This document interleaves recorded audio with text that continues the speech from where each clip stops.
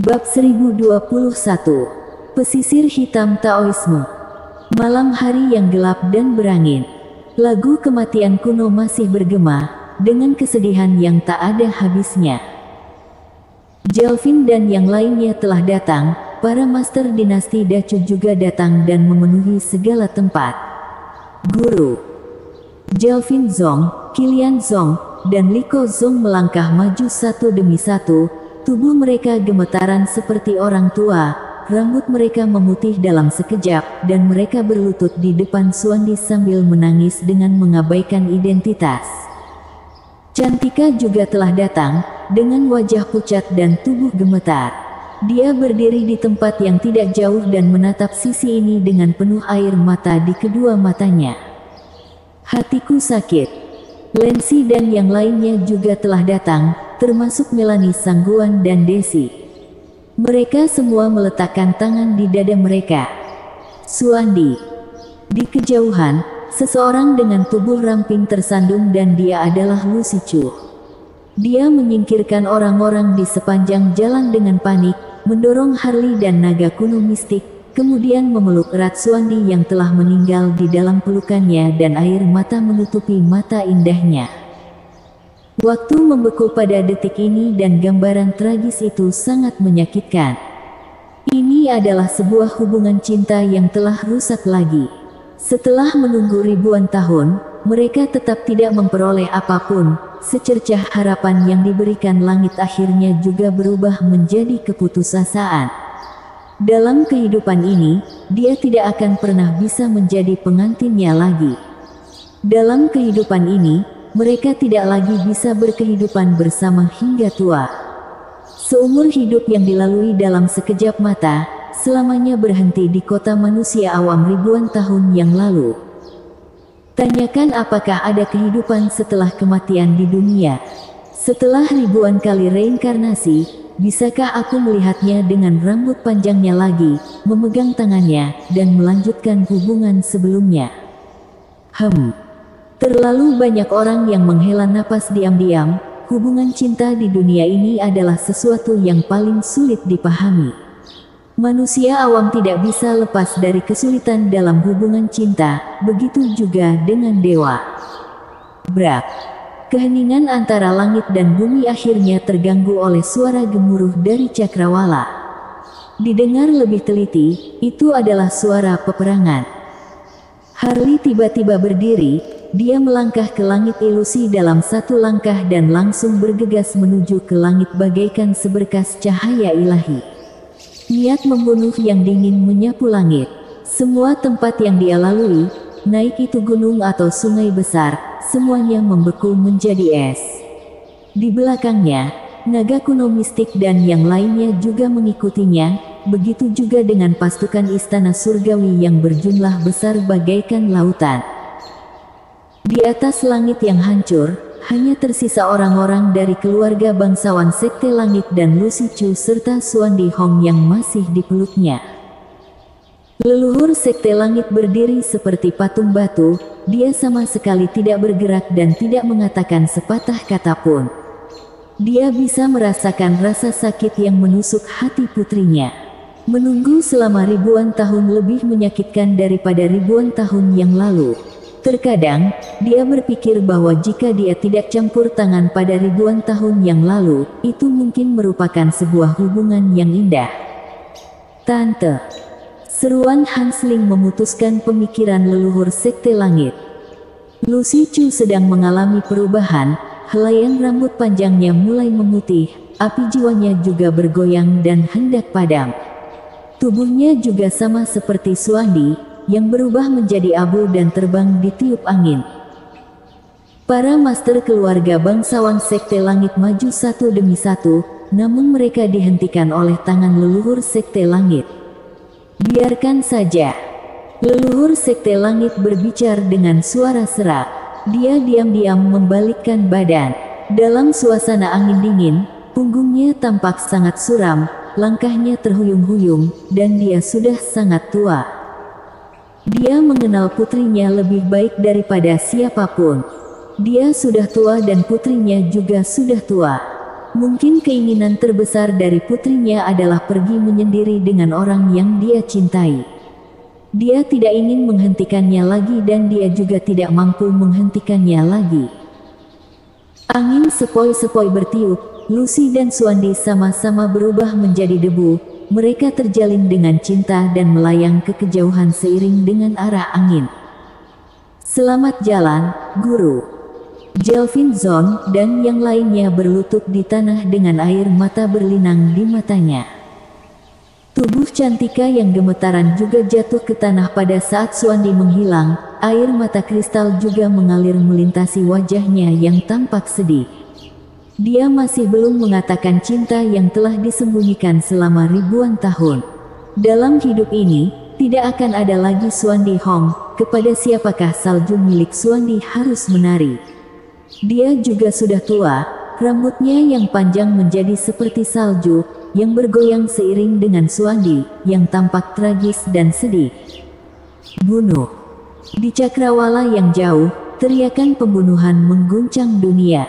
Dilihat ke kejauhan, itu adalah kerumunan yang bergelombang seperti lautan air, tetapi mereka tetap tidak bisa menghentikan wanita berambut putih yang memegang pedang Zuxian itu. Ratusan juta pasukan itu terbunuh hingga jenazahnya terbuang di mana-mana dan darah mereka mengalir membentuk sungai. Pada saat tertentu, teriakan itu berhenti. Pasukan istana surgawi datang dari segala arah, yang jumlahnya sebanyak puluhan ribu kultivator dan mereka mengepung wanita berambut putih itu. Namun, dunia tempat wanita berambut putih itu berada menjadi sangat aneh. Di sana merupakan sebuah lubang hitam ruang hampa, dengan radius puluhan ribu feet. Selain itu, sebidang tanah seukuran ribuan feet melayang di tengah-tengah lubang hitam tersebut dan wanita berambut putih itu berdiri di tanah dengan radius ribuan feet tersebut. Artinya, jika mereka ingin membunuh wanita berambut putih, mereka harus melewati lubang hitam ruang hampa terlebih dahulu. Bunuh. Teriakan pembunuhan sekali lagi terdengar dan orang-orang dari segala arah menyerang ke arahnya. Namun, begitu mereka melangkah masuk, mereka langsung ditelan oleh lubang hitam ruang hampa, apalagi memasuki tanah ribuan feet di tengah lubang hitam ruang hampa tersebut. Berhenti. Francisco Xiao, ketua aula cabang pertama istana tiba-tiba berteriak, dan menatap lubang hitam ruang hampa itu, seolah-olah dia tahu benda apakah itu. Itu adalah tanah kematian. Karena berapa banyak orang yang masuk, berapa banyak orang yang ditelan. Bunuh formasi pembunuhan dengan langit ilusi. Francisco Xiao mengayunkan pedang pembunuh dan menunjuk wanita berambut putih itu. Dalam sekejap, langit ilusi dari segala arah bersenandung dan ratusan formasi langit ilusi membangkitkan kekuatan mereka pada saat yang sama, kemudian menargetkan wanita berambut putih itu dan mengeluarkan cahaya ilahi penghancur dunia. Namun, begitu cahaya ilahi menyentuh lubang hitam ruang hampa, cahaya tersebut langsung tertelan, sama sekali tidak mampu menyerang tanah tempat wanita berambut putih itu berada. Kekuatan supranatural seperti apakah ini? Semua orang tercengang, lubang hitam ruang hampa itu bisa melahap segalanya. Meskipun terdapat puluhan ribu kultivator di sana, tidak ada satupun dari mereka yang bisa menyerangnya. Bahkan cahaya ilahi yang dikeluarkan oleh formasi pembunuhan langit ilusi pun bisa ditelan, apalagi mereka. Kelilingi dia. Francisco Xiao tidak punya pilihan selain memerintahkan pasukan kultivator untuk mengepung lubang hitam ruang hampa itu, untuk menunggu kedatangan Harley dan yang lainnya. Setelah bertahun-tahun berjuang, ini adalah pertama kalinya Francisco melihat adegan yang begitu aneh. Puluhan ribu kultivator bahkan tidak dapat menaklukkannya, ini merupakan pertahanan yang tiada gunanya. Jika dibandingkan dengan formasi batasan wilayah pelindung gunung, hal ini sama seperti lelucon. Di atas langit ilusi, Harley adalah orang pertama yang tiba di sana. Pikirannya yang telah tercemar oleh niat membunuh ingin langsung masuk, tetapi ia dihentikan oleh naga kuno mistik. Dia bahkan bisa mengeluarkan lubang hitam ruang hampa. Kedua mata Harley memerah dan energi membunuhnya meluap, tetapi dia juga sangat kaget. Itu adalah pesisir hitam Taoisme. Naga kuno mistik menarik napas yang dalam, sepertinya dia tahu jenis kekuatan supranatural itu dan tahu kengerian kekuatan supranatural tersebut. Dia berkata, dengan adanya lubang hitam ruang hampa, puluhan ribu kultivator pun tidak mampu melewatinya. Seberapa banyak pun kultivator yang masuk, tetap tidak ada gunanya. Kita terlalu meremehkannya. Ekspresi Jeanne tampak buruk. Dia berkata, dia bahkan menguasai teknik Taoisme yang mengerikan seperti itu. Bagaimana cara memecahkannya? Kaisar Pisau menatap naga kuno mistik dan Jeanne. Sangat sederhana, serang wanita berambut putih itu, ujar naga kuno mistik. Omong kosong. Samuel Gu memarahinya, jika kita ingin menyerang wanita berambut putih itu, kita harus melewati lubang hitam ruang hampa terlebih dahulu. Lubang hitam ruang hampa itu bahkan bisa menelan cahaya ilahi formasi pembunuhan. Siapakah yang bisa menyerang ke sana? Ada seseorang yang bisa menyerang ke sana. Jeanne melihat Harley. Keabadian, buka.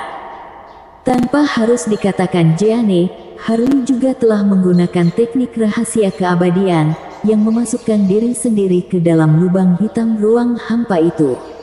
Meskipun manusia biasa tidak mampu melewati lubang hitam ruang hampa, dia adalah sebuah pengecualian. Keabadian surgawi dapat terhubung dengan lubang hitam ruang hampa. Asalkan jarak dan arahnya dihitung dengan teliti dan tidak terjadi sesuatu yang di luar rencana, Harley mampu pergi ke sisi wanita berambut putih itu. Di bawah tatapan semua orang, Harley menghilang. Harley kemudian muncul di dalam lubang hitam ruang hampa. Dia mengorbankan ratusan manik-manik spiritual dan kesadarannya tersebar dengan sangat dekat. Lalu, dia menargetkan satu arah dan menyerang ke arah itu bagaikan seberkas cahaya ilahi. Di dunia luar, wanita berambut putih berdiri diam di atas tanah di lubang hitam ruang hampa itu. Dia sekali lagi mengenakan topeng berwarna putih. Terkadang, darah juga mengalir keluar dari sudut mulutnya dan pijaran ekor ilahi 7 warna yang mengelilingi tubuhnya sangat redup. Sebelumnya, dia menggunakan terlalu banyak teknik rahasia, ditusuk oleh Suandi dengan pedang dan dikepung oleh pasukan kultivator, yang menghabiskan banyak energinya. Jika kondisinya tidak seperti itu, dia tidak akan mengorbankan pesisir hitam Taoisme ini sebagai pertahanan. Harus diakui bahwa pesisir hitam Taoisme ini sungguh sangat mendominasi. Lubang hitam ruang hampa dengan radius puluhan ribu bahkan mampu membuat puluhan ribu kultivator tidak berdaya dan hanya bisa menyaksikannya dengan diam. Dia hanya perlu waktu untuk menyembuhkan lukanya saja. Begitu kekuatannya terpulihkan, puluhan ribu kultivator pun tidak mampu menghalanginya. Dia adalah sosok yang mampu menembus langit dan bumi. Meskipun tidak bisa mengalahkan puluhan ribu kultivator, membebaskan diri bukanlah hal yang sulit baginya. Namun, saat dia melakukan yang terbaik untuk menyembuhkan lukanya, angin dingin tiba-tiba meniup ke arahnya. Dia seketika mengerutkan kening dan berpindah keluar. Kreng!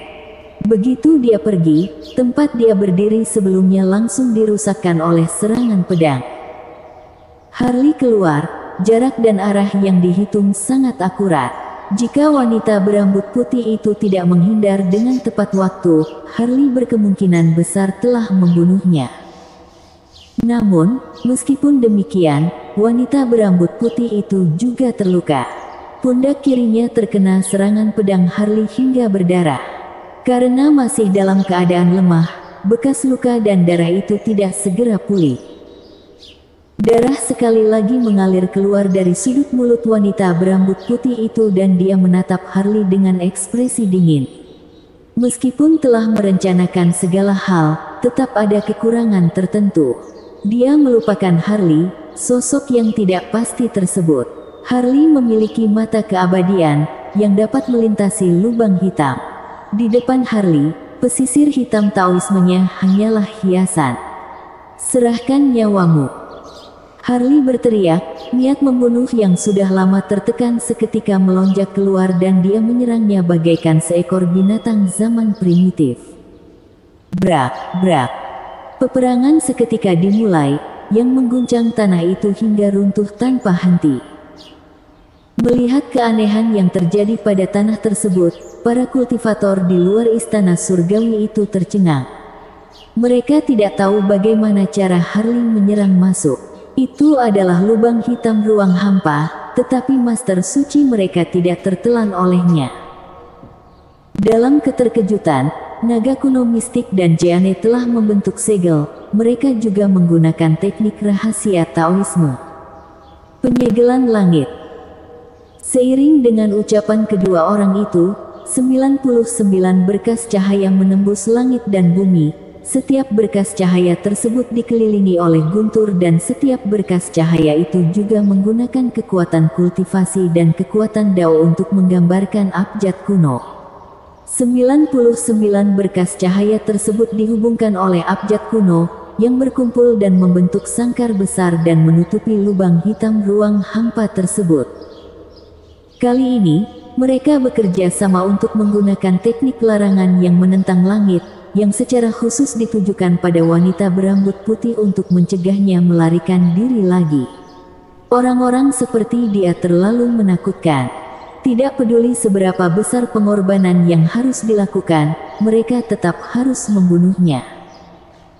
Puluhan ribu kultivator juga mengorbankan pedang pembunuh. Mereka akan menyerang bersama saat Harley menghancurkan pesisir hitam Taoisme itu. Peperangan ini adalah sebuah jalan buntu, wanita berambut putih itu tidak akan bisa melarikan diri. Bersambung.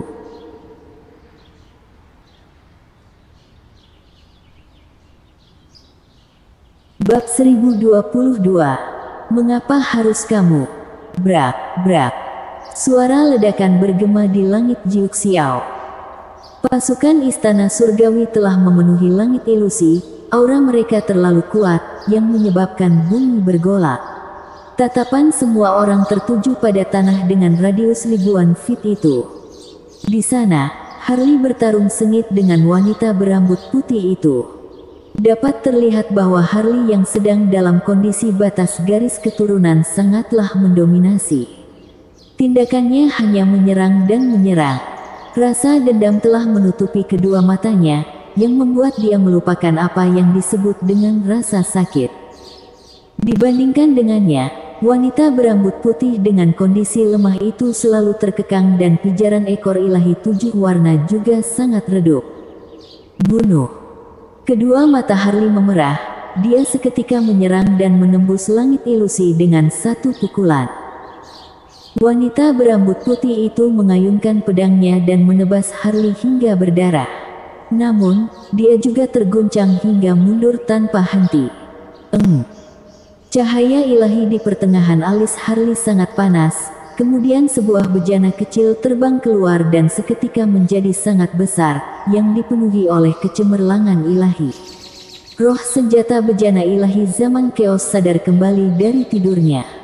Saat melihat musuh yang melukainya di masa lalu, dia langsung keluar membantu tanpa dipanggil. Tidak hanya dia, giok kaisar yang telah rusak itu juga terbang keluar dan memasuki bejana ilahi zaman Chaos itu. Bejana ilahi zaman Chaos bersenandung, kekuatan ilahinya pulih kembali dan terdapat banyak adegan aneh yang terjalin, yang menghancurkan sebidang langit ilusi. Di tempat, wanita berambut putih itu seketika tertekan hingga tidak bisa berdiri dengan seimbang. Jika dalam kondisi terkuat, dia tentu tidak akan takut pada bejana ilahi zaman Chaos. Namun sekarang, dia sedang dalam kondisi lemah dan bejana ilahi zaman Chaos bahkan dibantu oleh giok kaisar, daya tempurnya yang kuat juga seketika tertekan. Kreng.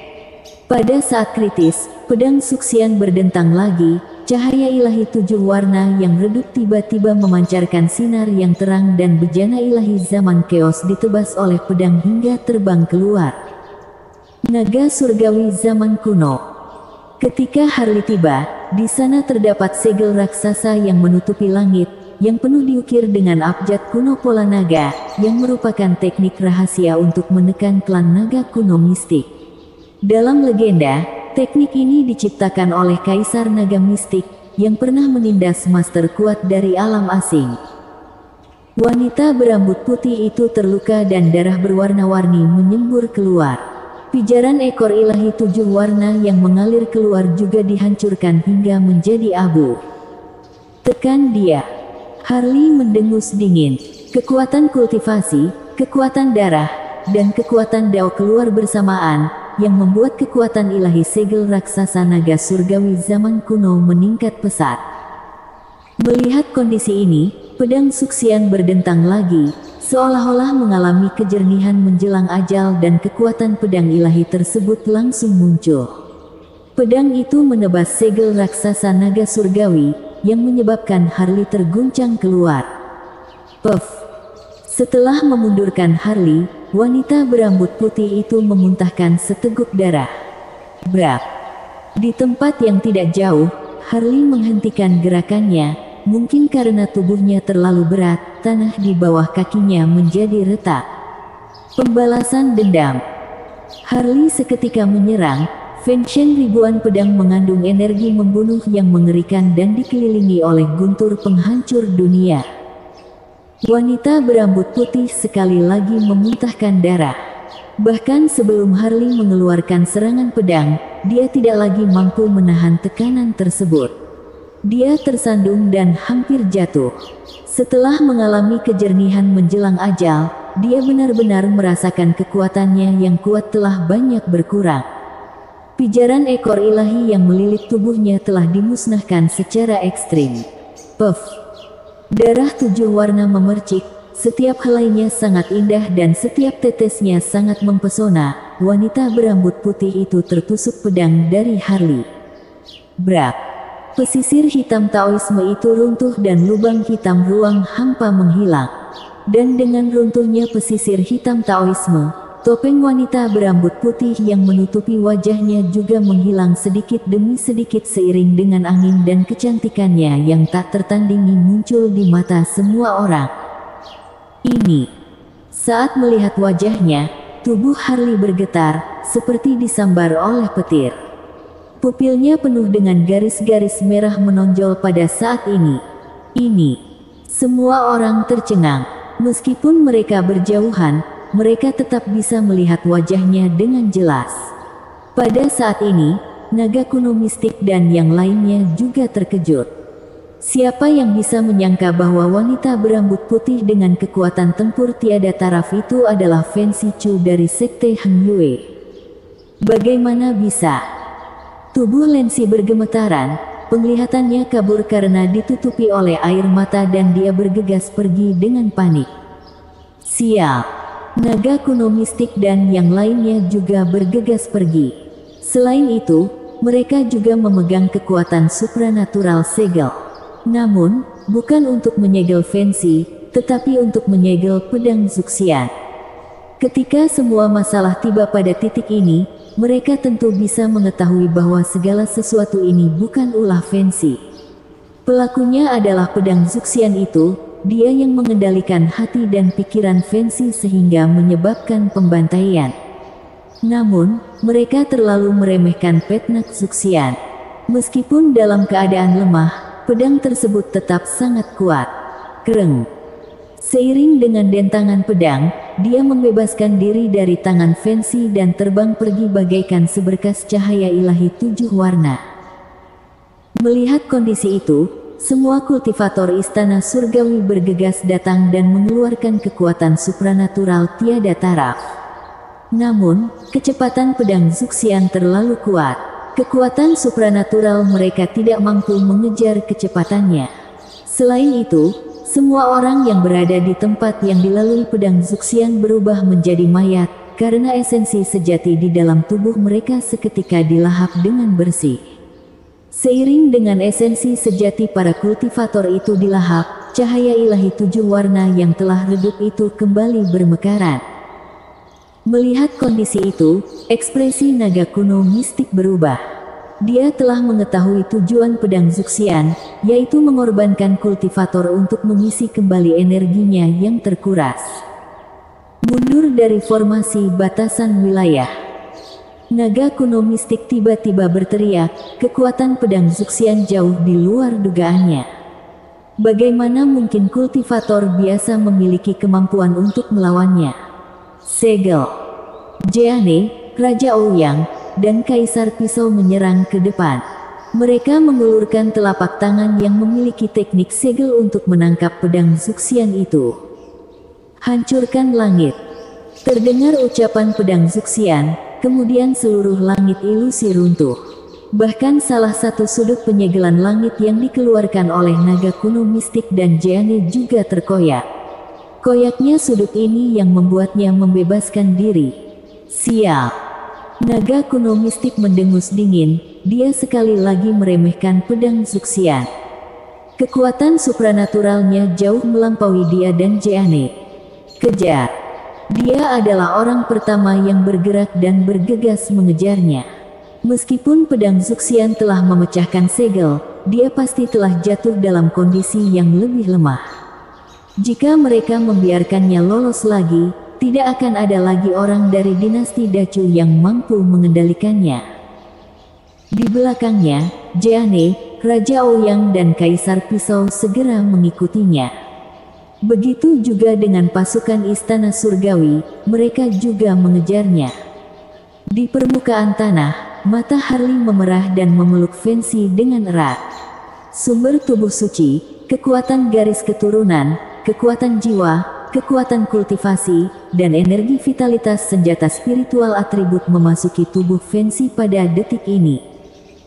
Fancy adalah wanita berambut putih itu. Harley pernah bersumpah untuk membunuhnya, tetapi ternyata wanita itu adalah orang yang paling dia sayangi. Dia tidak dapat menerima kenyataan ini. Ternyata, dugaannya tidak salah. Tubuh inkarnasinya dibunuh oleh orang-orang yang sangat mereka kenal, sehingga mereka sama sekali tidak berwaspada. Bagaimana mungkin mereka mewaspadai Fancy? Bagaimana mungkin mereka akan menyangka bahwa orang yang paling dicintai tubuh asli akan bertindak terhadap mereka? Pada saat ini, Harley memahami semuanya. Dia akhirnya paham mengapa Fancy tidak kembali ke Sekte Han Yue pada 3 tahun yang lalu, paham mengapa Fancy menghindar darinya, mengetahui siapa yang mengalahkan Xuandi di lembah Yunruo malam itu dan juga paham mengapa Fancy melakukan pelatihan tertutup serta formasi zaman prasejarah yang disegelkan pada gerbang batu gua itu. Namun, apa gunanya memahami segala sesuatu yang terjadi, semuanya sudah terlambat. Serangan pedangnya itu terlalu mendominasi dan sama sekali tidak menyisakan tenaga, yang merupakan pedang terkuat. Jiwa asli Fancy telah terbunuh dan api jiwanya juga berkemungkinan padam di setiap saat. Mengapa harus kamu? Mengapa harus kamu? Air matanya mengalir keluar, tubuhnya gemetaran dan dia berusaha keras untuk menyelamatkan jiwa asli Fancy. Fancy membuka kedua matanya. Jejak kebingungan terakhir menghilang dari mata indahnya. Kemudian, dia sadar kembali dan mengingat semuanya. Maaf. Mulut Fancy mengeluarkan darah, matanya juga ditutupi oleh air mata, karena kedua tangannya melakukan terlalu banyak pembunuhan. Itu bukan salahmu. Harley terseduh-seduh. Pada saat ini, segala kebenciannya telah menghilang. Jika dia tahu bahwa wanita berambut putih itu adalah Fancy, dia tidak akan mengeluarkan jurus yang begitu mendominasi. Apa salahnya jika dia menanggung semua kesalahan Fancy? Lagi pula, semua ini bukan salah Fancy, tetapi pedang Zuxian itu. Jangan menghabiskan esensi sejatimu lagi. Fancy mengangkat tangannya dengan gemetaran dan meraba wajah itu. Dia berharap untuk menanamkan wajah tersebut di dalam jiwanya pada detik terakhir dan tidak menghilang untuk selamanya. Aku tidak akan membiarkanmu mati, aku tidak akan membiarkanmu mati, teriak Harley. Hal yang paling disesalkan dalam hidup ini adalah aku tidak bisa mengenakan pakaian pengantin untuk Harley. Jika ada kehidupan yang baru. Ucapan yang terputus-putus itu penuh dengan kelembutan akibat perubahan. Tangannya yang diangkat tetap tidak berhasil menyentuh wajah itu. Matanya yang kabur itu selalu enggan dipejamkan, tetapi cahaya ilahi yang terakhir juga telah menghilang. Hanya 2 baris air mata kristal yang melintasi wajah sedih itu. Harley memeluk Lancy sambil berteriak dengan kuat dan suaranya mengguncang dunia. Dari kehidupan ini, dia kehilangan orang yang disayangi lagi. Dunia ini sekali lagi menguburkan hubungan cinta seumur hidup. Bersama